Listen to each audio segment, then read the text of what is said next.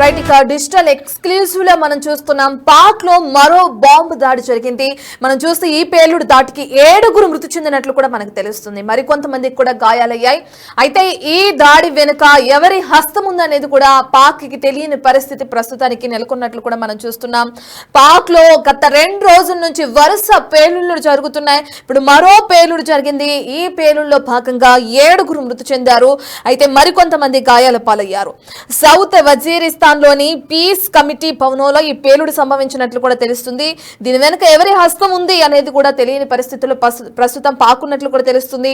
ఏదైతే భారత్ లోని కాశ్మీర్ లో ఉగ్రదాడి జరిగిందో, టెర్రరిస్ట్ అటాక్ జరిగిందో, ఇక దాని తర్వాత పాక్ లో వరుస ఘటనలు జరుగుతున్నాయి, వరుస పేలుళ్లు జరుగుతున్నాయి. మనం చూస్తున్నాం స్క్రీన్ పైన ఆ పేలుడికి సంబంధించిన విజువల్స్ ఎక్స్క్లూజివ్ లాగా చూస్తున్నాం మనం బిగ్ టీవీలో. ఏదైతే ఆ పేలుడు దాటికి అక్కడంతా చెల్లా చెదరైన ఘటన కూడా నెలకొన్నట్లు కూడా తెలుస్తుంది. నిన్న లీపా లోయలోని మిలిటరీ బేస్ క్యాంప్ లో భారీ పేలుడు జరగడం మనం చూస్తున్నాం. మొన్న లాహోర్ లోని ఎయిర్పోర్ట్ లో మిసైల్ పేలుడు జరిగింది. ఇక ఇందులో భాగంగా నిన్న జరిగిన దాడిలో 10 మంది పాక్ సైనికులు మృతి చెందడం, మొన్న 14 మంది ఆర్మీ సైనికులు మృతి చెందడం కూడా మనం చూస్తున్నాం. వరుస పేలుళ్లు జరుగుతున్నాయి ప్రస్తుతానికి పాక్ లో. ప్రస్తుతం పాక్ ఈ పేలుళ్లకి సంబంధించి డిఫెన్స్ లో పడినట్లు కూడా మనకు తెలుస్తుంది. ఇదంతా మాస్టర్ ప్లాన్ భారత్ కి సంబంధించి అంటూ కూడా పాక్ లో ప్రచారం జరుగుతుంది. ఏదేమైనప్పటికీ పాక్ లో జరుగుతున్న వరుస పేలుళ్లకి అనేక మంది చనిపోతున్నారు. ప్రస్తుతం పాక్ లో అంతర్గతంగా చెల్లా చెదురైనట్లు కూడా మనకు తెలుస్తుంది.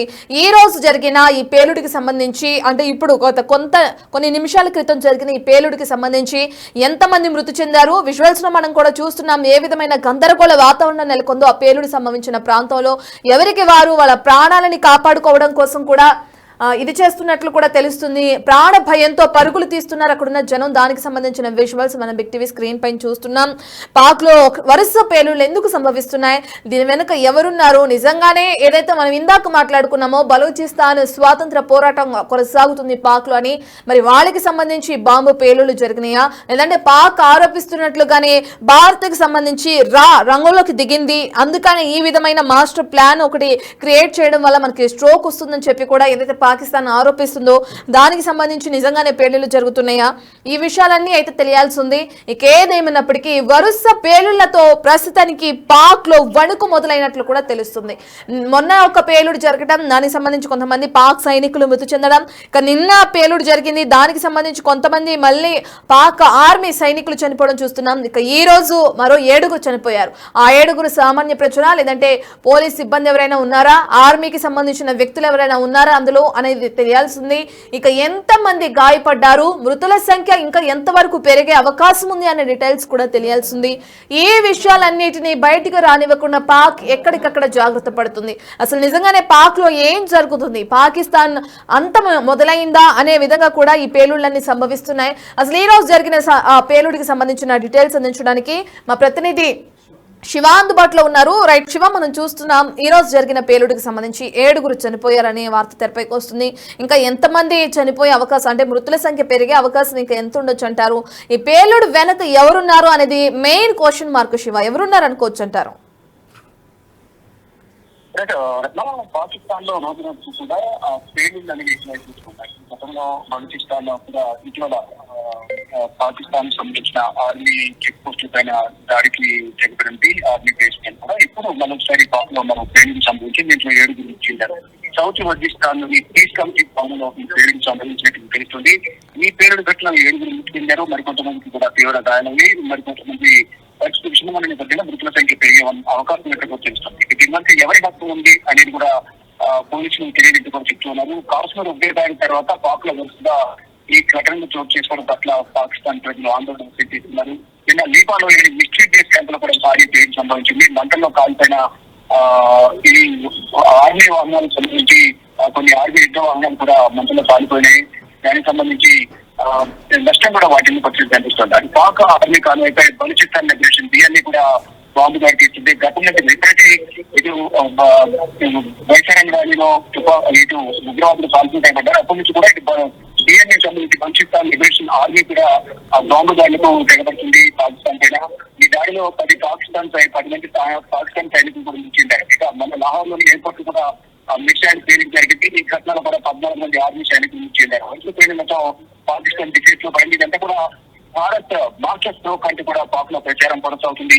అంటే ప్రధానంగా రంగంలో తిరిగినట్టు కూడా పాక్ లో వణుకు మొదలైంది. ఇక ఏదైతే పెహల్గాం బైకాన్ వ్యాలీలో ఉగ్రవాదులు కాల్పులు తెగబడిన తర్వాత భారత్ ధీటుగా సమాధానానికి చెందించుకుంటుంది. దానిలో భాగంగా ఈ చర్యలు పొందుతుంది అనేది కూడా దీనిలో భారత హస్తం ఉంది అనేది కూడా ప్రధానంగా పాకిస్తాన్ వాళ్ళు భావిస్తున్నారు. అంటే మరోవైపు కవింపు చర్యలు కూడా పాకిస్తాన్ భావిస్తున్న నేపథ్యంలో ఏదైతే కాల్పుల విరమణ ఒప్పందం ఏదైతుందో బోర్డర్ లో దాన్ని 9 ప్రతిసారి కూడా కాల్పులకు పాల్పడుతుంది, తల్లికి చర్యలకు పాల్పడుతుంది. గత 4 రోజులకు కూడా కాల్పుల విరమణ ఒప్పందాన్ని ఉల్లంఘించి పాకిస్తాన్ బోర్డర్ నుంచి ఇండియన్ ఆర్మీ చెక్ పోస్ట్ లను టార్గెట్ గా చేసుకుని కాల్పులకు పాల్పడుతున్న నేపథ్యంలో ఇప్పుడు బలూచిస్తాన్ ఆర్మీ కూడా ఇటు పాకిస్తాన్ సంబంధించిన సైనిక స్థావరాలపై దాడులకు పాల్పడుతున్న నేపథ్యంలో అంటే రెండు వైపులా కూడా దాడి కొనసాగుతుంది. ఇది బలూచిస్తాన్ లిబరేషన్ ఆర్మీ మరి భారత్ నుంచి కూడా ఏం చేయాలో చేసిన దాడులకు ఏం చేయాలో తట్టుకోలేక వారు దింపలేకపోతున్న పరిస్థితి. మరోవైపు యుద్ధం ఎప్పుడు ఉండాలని కూడా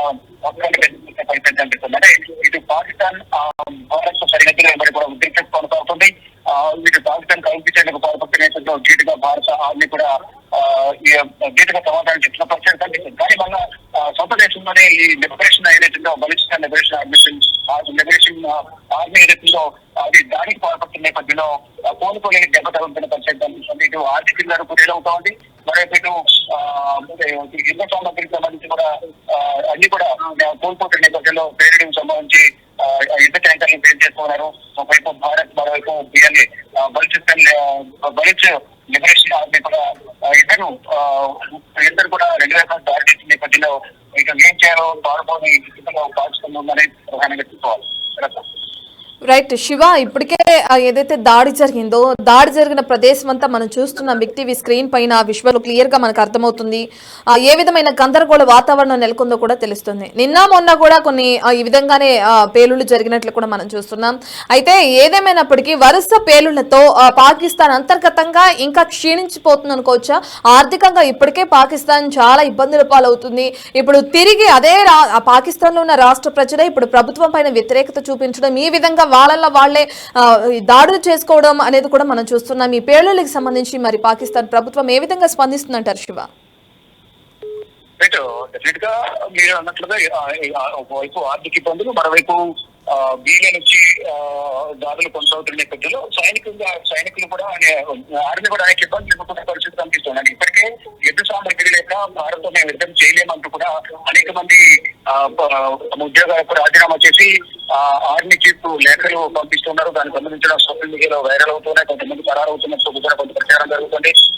ఆర్మీ చీఫ్ ఇప్పుడు అందుబాటులో లేరు, ఆయన బంకర్లో తాకుతున్నారంటూ కూడా కొంత ప్రచారం జరుగుతుంది. ఇప్పుడు ఈ నేపథ్యంలో బలూచ్ లిబరేషన్ ఆర్మీ కూడా దాడులు కొనసాగిస్తున్న నేపథ్యంలో ఇది పాకిస్తాన్ ఆర్మీకి సంబంధించి అనేక ఇబ్బందులు ఎదుర్కొనే అవకాశం ఉంది. కాబట్టి ఇప్పుడు ఈ సమయంలో ఒకవేళ భారత్ యుద్ధం ప్రకటిస్తే మాత్రం ఎదుర్కోవడం చాలా కష్టమనేది కూడా పాకిస్తాన్ ప్రజలు భావిస్తున్నారు. కానీ పాకిస్తాన్ ప్రభుత్వం మాత్రం లేకపోతే గాంభీర్యం ప్రదర్శిస్తూ విషయం చిమ్ముతున్న పరిస్థితి కనిపిస్తుంది. అనేక విమర్శలు చేస్తుంది.